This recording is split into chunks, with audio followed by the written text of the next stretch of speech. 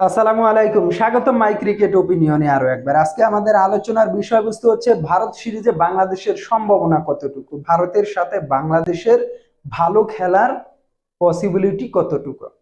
দেখেন, বাংলাদেশের ভারতের সাথে ভালো খেলা 50% নির্ভর করবে হচ্ছে বাংলাদেশ রবিচন্দ্রন আশ্বিনকে কিভাবে তারা মোকাবেলা করে। রবিচন্দ্রন আশ্বিন সহ অলমোস্ট তাদের স্পিনটাকে তারা কিভাবে হ্যান্ডেল করে, এটার উপরে তাদের খেলাটা অলমোস্ট 50%-এর উপরে নির্ভর করবে। কারণ আমরা সবাই জানি বাংলাদেশ ভারত সিরিজের টেস্ট ম্যাচগুলো যে ভেন্যুতে হবে সেটা হচ্ছে চেন্নাইয়ের এক ভেন্যুতে। চেন্নাইয়ের যে স্টেডিয়ামটাতে খেলা হবে এটা একবারে টোটালি স্পিন সহায়ক উইকেট। সেখানে ভারতে রয়েছে একজন বিশ্বের টপ স্পিনার।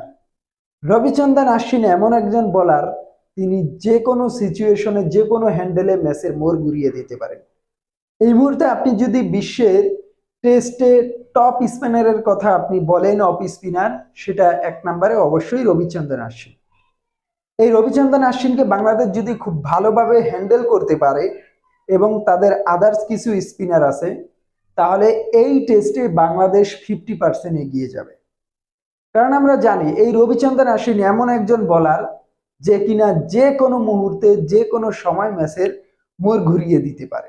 সেটা হোক ম্যাচের চতুর্থ দিনে, ম্যাচের পঞ্চম দিনে, অথবা ম্যাচের পঞ্চম দিনের লাস্ট সেশনে। রবিচন্দ্রন আশ্বিন টেস্টে এই মুহূর্তে বিশ্বের সেরা অফ স্পিনার, এটা আপনাকে মানতে হবে। সো এই টেস্টে বাংলাদেশ কতটুকু ভালো খেলবে, বাংলাদেশের ভালো খেলার সম্ভাবনাটুকু টোটালি ডিপেন্ড করবে বাংলাদেশ কিভাবে রবিচন্দ্রন আশ্বিনকে হ্যান্ডেল করে।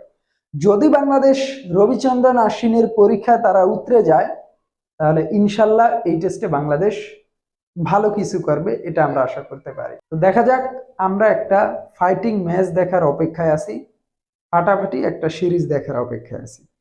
প্রিয় দর্শক, আপনাদের মতামত লিখে জানাবেন রবিচন্দ্রন আশ্বিন বাংলাদেশের জন্য কতটুকু ভয়ঙ্কর হতে পারে, বাংলাদেশের সম্ভাবনা কতটুকু এই টেস্টে।